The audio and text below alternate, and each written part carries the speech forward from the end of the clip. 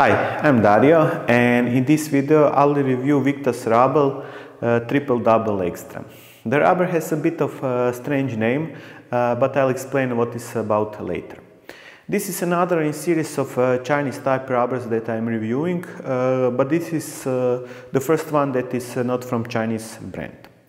If you saw the thumbnail, you can already guess that it's an extremely sticky rubber, which I'll prove to you shortly. Definitely the stickiest rubber I came across so far. As in my previous reviews, I will fill this table with data and ratings from 1 to 10 for each segment. If you want to see the filled-in table, the link is in the video description. I'll be speaking in Croatian, and for those who do not understand Croatian, I have prepared English subtitles that can be switched on. Već duže vrijeme igram s DHS Hurricane 3 i spominjao sam u svojim prijašnjim recenzijama da Hurricane 3 više nije tako ljepljiv kao što je bio prije. Znam da ima dosta igrača kojima nedostaje ta ljepljivost, pa su zamijenili Hurricane 3 s nekom drugom ljepljivijom gumom. Pa moram spomenuti da je Victas Triple Double Extra najljepljivija guma od svih koje sam ja do sad susreo, a isprobao sam već velik broj guma kineskog tipa s ljepljivim topšitom. Pogledajte sljedeći isječak i sve će vam biti jasno.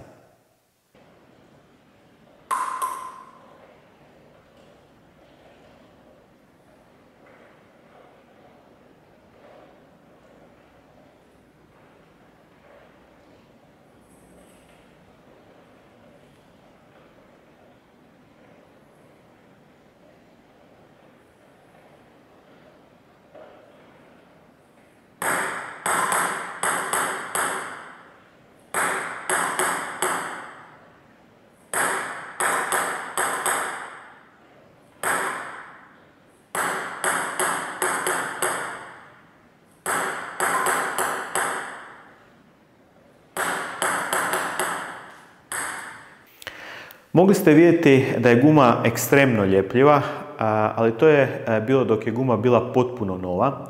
Odmah nakon otvaranja i ljepljenja na drvo. Vidio sam da su neki igrači rekli da guma brzo izgubi tu ljepljivost, zato sam stavio isječak dok je bila nova.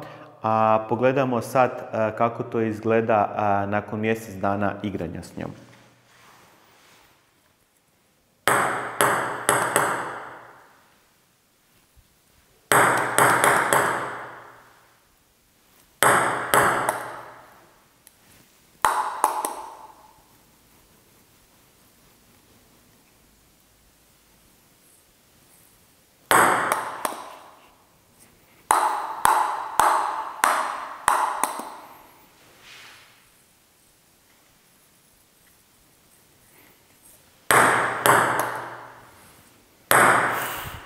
I nakon mjesec dana igranja guma je još uvijek jako ljepljiva. Procijenite sami kolika je razlika između isječka od prije i sad. Ja bih rekao da su razlike minimalne. Veliku ulogu u tome vjerojatno ima i kako se guma održava. Spomenuo sam u uvodu da guma ima malo čudan naziv, Triple Double Extra. Victas se odlučio u nazive svojih backset guma dodati jedinstvenu frazu s kojom će se odmah iz naziva moći saznati tvrdoća spužve. Tako gume koje u nazivu imaju Double Limber imaju tvrdoću spužve 37,5, Limber 40, Regular 42,5, Stiff 45, Extra 47,5, a Double Extra je 50 ili 52,5, ovisno o tipu gume. I ovih 6 fraza je problem zapamtiti, ali onda su se za seriju guma kineskog tipa, koju su nazvali Triple, odlučili za drugu skalu. Pa je tako Triple Regular 42,5, Triple Extra 55 stupnjeva tvrdoće, a ova ovdje guma, odnosno Triple Double Extra, ima spužvu tvrdoće 57,5. Negdje na ekranu ću ispisati sve spomenute nazive sa stupnjevima tvrdoće spužve koje nije baš jednostavno zapamtiti i igračima često ovi Victasovi nazivi backside guma znaju biti izbunjujući. Mišljenja sam da se ovo moglo izvesti na malo elegantniji način, pa onda ne bi imali naziv gume Triple Double Extra. Ali ok, sad znate otkud takav naziv. Rekao sam da Triple Double Extra ima deklariranu tvrdoću spužve 57,5. Victas redovito u svojim podacima kod tvrdoće spužve navodi mogućnost ustupanja plus minus 3 stupnja, ali to do sad ni kod jedne njihove gume nisam primijetio. Uvijek je bilo točno tako kako je pisalo. Sad kod Triple Double Extra evo prvi puta malo odstupanja, je to samo od pol stupnja. Mjerenjem sa shore rod durometrom sam izmjerio 58 stupnjeva tvrdoće, eventualno na nekim mjestima 58,5.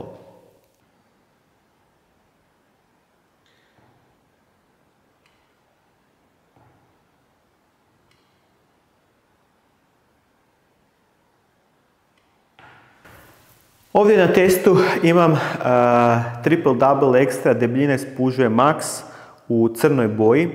Guma ima 116 grama s pakiranjem, neizrezana guma je 78 grama, a 55 grama ima guma rezana za drvo Victas Liam Pitchford s 4 sloja ljepila, 2 na drvu i 2 na gumi. Ajmo se sad malo zaustaviti na ove 3 težine, jer me već nekoliko gledatelja pitala što mi znači ove 3 težine. U stolnom tenisu na profesionalnoj razini svaki dodatni gram može igrati značajnu ulogu. Isti model gume, ali različite serije proizvodnje, pa čak i iz iste serije, mogu biti različitih težina. Tako je onda ova težina s pakiranjem prvi korak, gdje već prije otvaranja pakiranja možemo napraviti razliku između guma istog modela. Ako dođe do kakve promjene u samom pakiranju, onda je tu ova druga težina koju prikazujem, odnosno težina neizrezane gume. Treća težina koju prikazujem u svim svojim recenzijama je težina gume s ljepilom, rezana za drva s najčešćom veličinom glave reketa, a to je 157 x 150 mm. Ova vrijednost vjerovatno najmanje pokazuje, jer ovisi koliko ljepila koji put stavim i koju vrstu ljepila, a to se razlikuje od gume do gume. Tako da sam odlučio uvesti i četvrtu vrijednost težine u svoje recenzije. Težina gume po centimetru kvadratnom. Tom vrijednosti će se onda lako moći međusobno uspoređivati gume različitih modela, jer će to biti vrijednost bez ljepila i ne ovisi o veličini drva za koje je guma rezana, niti je bitno kolike su dimenzije nove neizrezane gume. Victas Triple Double Extra ima 0,2747 grama po centimetru kvadratnom. Za usporedbu, guma koju koristim na backendu, Victas V22 Double Extra, ima 2,416 grama po centimetru kvadratnom.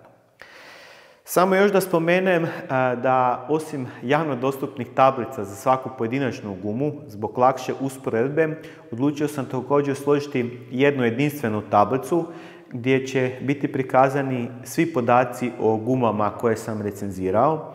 Trenutno sam u tablicu uvrstio više od 20 guma, recenzirao sam ih nešto više, ali za one starije recenzije nisam kreirao ocjene, tako da onda te gume nisam uvrstio u tablicu. Naravno, s vremenom će ova tablica rasti kako ću recenzirati više guma. A na link na ovu prikazanu tablicu se nalazi u opisu videa. Skrenuo sam s teme, pa da se vratimo ponovno na Victas Triple Double Extra. S obzirom na jako tvrdu spužu, vjerojatno bi se odmah odlučio na boostiranje, ali sam primijetio da je top sheet dosta elastičan, pa sam ipak odlučio prvo gumu isprobati bez boostera. Uz male probleme i potrebnu prilagodbu mogao sam igrati s njom bez boostera, dok recimo s Hurricaneom iste tvrdoće spužve nema šanse da igram. Između njih je velika razlika u top sheetu koji je kod Triple Double Extra puno elastičniji. No, bez obzira na to, meni je ta spužva još uvijek bila pretvrda. Stavio sam prvo jedan sloj Haifu Simu National White Boostera, ali primijetio sam da to nije dovoljno, pa sam dodao još jedan sloj. Nakon toga je bilo nešto bolje, ali još uvijek to nije bilo dovoljno, tako da sam onda probao kako spužva reagira na drugi booster, pa sam dodao još jedan sloj Falco Tempo Long Boostera i nakon toga sam dobio ono što sam htio. Svi isječci koje ćete vidjeti u ovom videu su sa boostiranim Triple Double Extra na drvu Victas Kokiniva ZC. Isprobao sam gumu i na drugim drvima, ali ništa toga nisam snimio. Krenimo od servisa. Guma je jako dobra za servis jer zbog ljepljivosti topšita možete proizvesti puno rotacije, a kratki servisi su stvarno jako kratki s puno rotacije.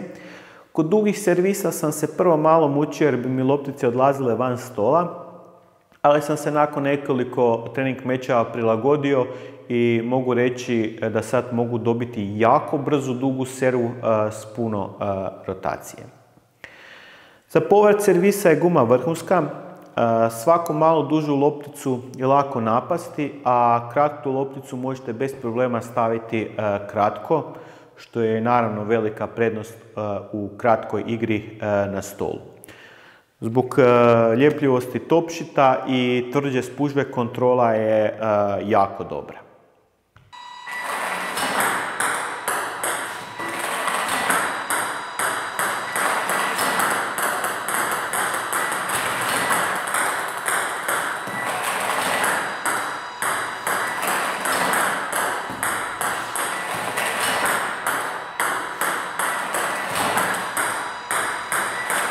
Očekivano, kao i sve ostale gume kineskog tipa, guma ima više brzina.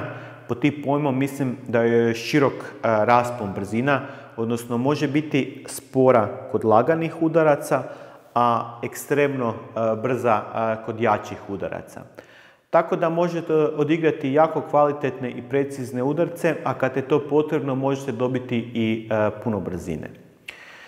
Osjećaju brzine pridonosi i zvuk koji guma proizvodi, to je onaj famozni klik zvuk visoke frekvencije, tako da protivnika i s tim zvukom možete zavarati.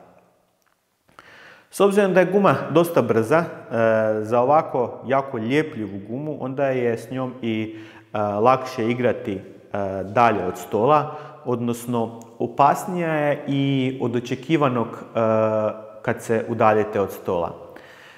Opasnije od očekivanog sam rekao jer za kineski tip guma je često problem ta brzina, ali ne i za ovu gumu.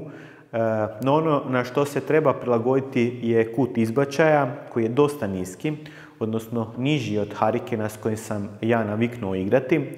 Tako da mi onda u početku to stvaralo probleme u prebacivanju loptice preko mrežice kad bi se udaljio od stola, ali uz malo treninga sam se brzo prilagodio.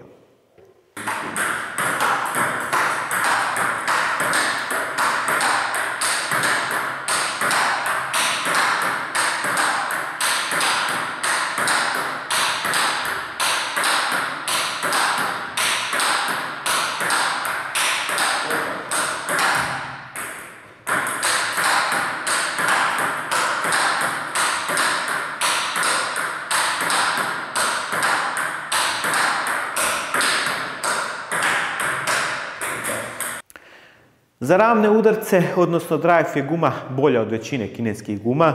Isto tako i kod bloka. Kontrola kod aktivnog i pasivnog bloka jako dobra, dok je kod ravnih udaraca kontrola ipak malo slabija, ali bolja nego kod Hurricane 3.